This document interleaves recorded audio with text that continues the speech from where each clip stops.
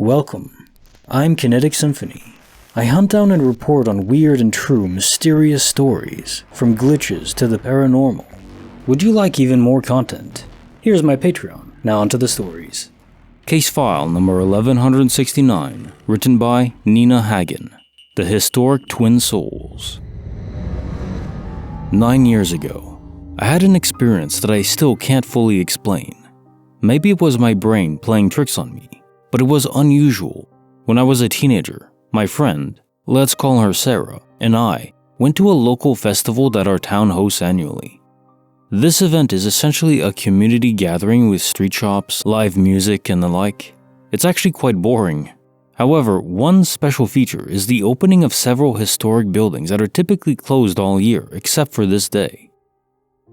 Now, this part is a bit cringy, but we were weird teens after all. We thought it would be fun to enter the largest of these buildings and search for ghosts or anything paranormal, since we were pretty into that stuff back then.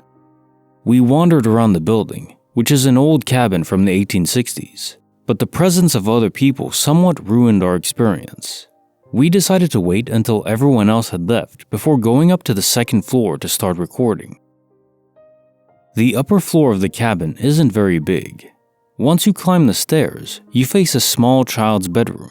There's also a short hallway to the left that leads up to the master bedroom, with another small closet area inside. That's all there is up there. Anyway, we went into the child's bedroom first and started recording in there. We joked about the mirror being haunted, made fun of a straw hat we found, and even joked about seeing a ghost in the window. However, nothing unusual actually happened. Once I got bored of that room, I decided to check out the master bedroom. But Sarah wasn't quite done looking yet, so she stayed. When I was in the master bedroom, I filmed around for a bit, and then filmed in the small closet, but again, I saw nothing. As I turned out of the closet though, I was surprised by a girl I hadn't seen before. I didn't even hear her approach me. She asked me what I was doing, and being the introvert that I am, I was embarrassed to be recording in a closet, so I stopped recording, quietly said, "Nothing," and went outside to find Sarah. When I got outside, however, Sarah wasn't there, and a minute later, she came out and asked, "Why did you just leave me in there?" When I explained that I thought she'd left me and that I had encountered a random girl, Sarah said, "That was me, and you just ignored me." That's when things became really strange. The girl I saw didn't resemble Sarah at all. Sarah is short, blonde with blue eyes, and was wearing a white shirt with shorts that day. The girl I saw was much taller, had dark brown hair and eyes, a longer face, and was wearing a dark blue shirt. I never looked to see what type of pants she was wearing, but her voice was deeper than Sarah's as well. It was like talking to an entirely different person. After that, I really didn't believe that it was Sarah that I saw, so I decided to look at the recording. But of course, it cut off while I was filming in the closet, just before the girl approached me. I distinctly remember stopping the recording after seeing the girl, since I was feeling embarrassed about filming in a closet, so that really confused me. It was like something you'd see in a horror movie where you'd think you have proof, only for it to miraculously disappear. Unfortunately, I don't have the video anymore since it was almost a decade ago. Even if I did, it would only show me filming in the closet room before it abruptly ended. I'm sure anyone listening to this might be skeptical, as I would be. But it's definitely one of the most unusual experiences I've ever had. As I said, it could have been my brain playing tricks on me, but you'd think experiences like this would happen to me more often if that were the case. Some of you may also think that I was just imagining it since I was specifically looking for ghosts, but we'd done that countless times before, with nothing like this ever happening. I also don't think I'd imagine a ghost that looked so lifelike. This was like encountering any other person on the street. It didn't seem paranormal at all. All I know is that it's an experience I'll never forget. After replying to comments, I was reminded of other experiences that happened after this that are related, so I'll tell them below. There are two things that I'd like to point out, however. I was 16 at the time, and she was 15, so we were young, but not like little kids or anything like that.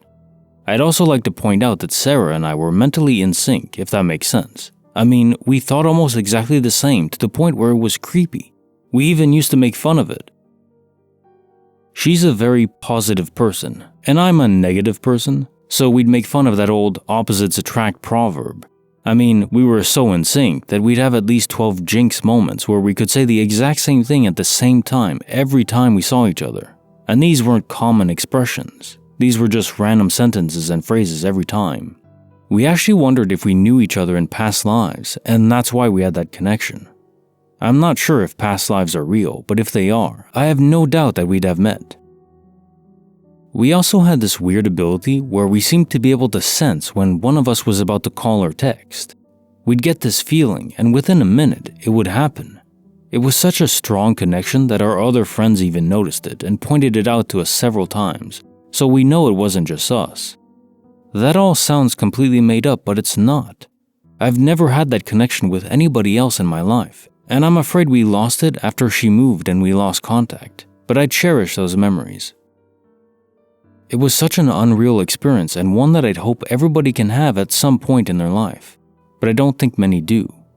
Anyway, the reason I decided to bore you with that long explanation is because when I saw this strange girl in the cabin that was apparently Sarah, it really did seem like a completely different person.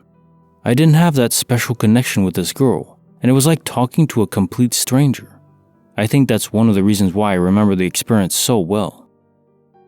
Alright, now I'll get on to the other two experiences that I was reminded of that I think are related to this one. The first happened the afternoon after we visited the cabin.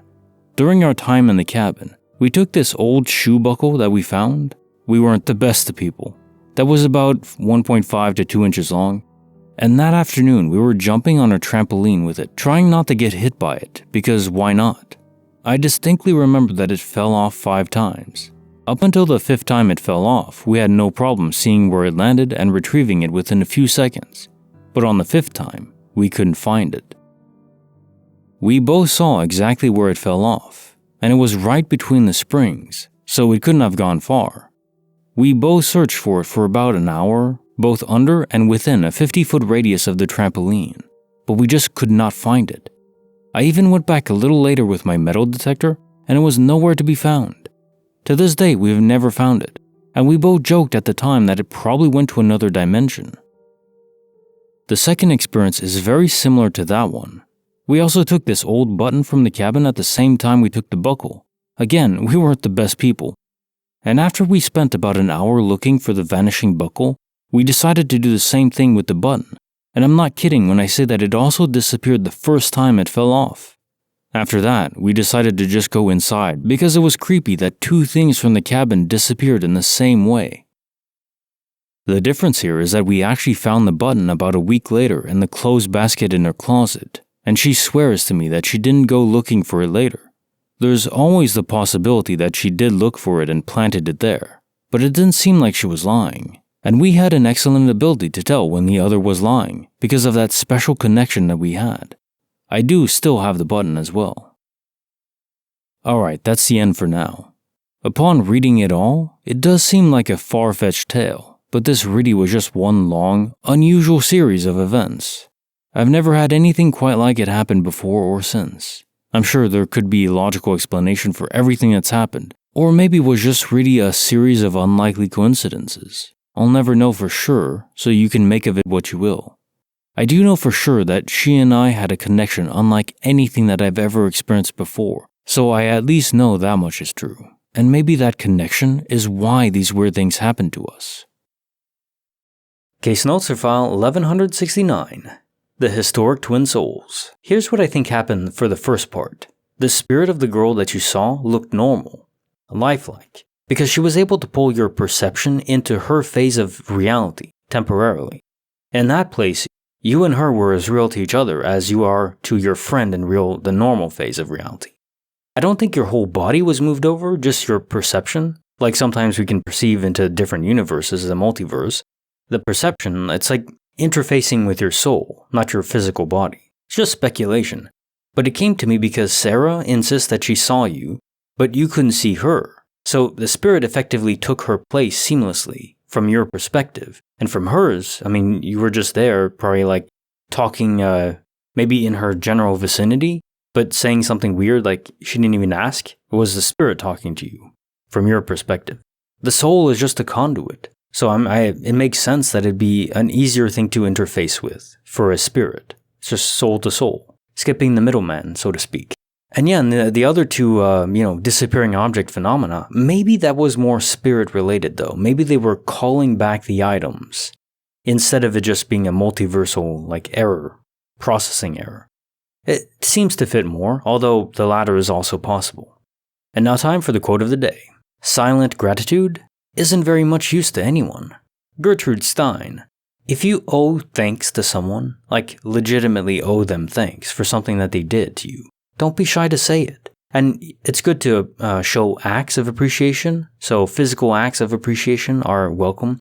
Indeed, physical acts speak louder than words, I would say. But words matter too. They're like the spice of life. You don't want to omit them. And it is harder for introverts like me. You don't really want to verbalize what you're feeling sometimes. I don't know if anyone else is like that. But yeah, it's important. It helps you connect with the people that matter to you and reinforces that connection. What else is more important? Like the video, subscribe, hit the bell. Kinetic Symphony signing off.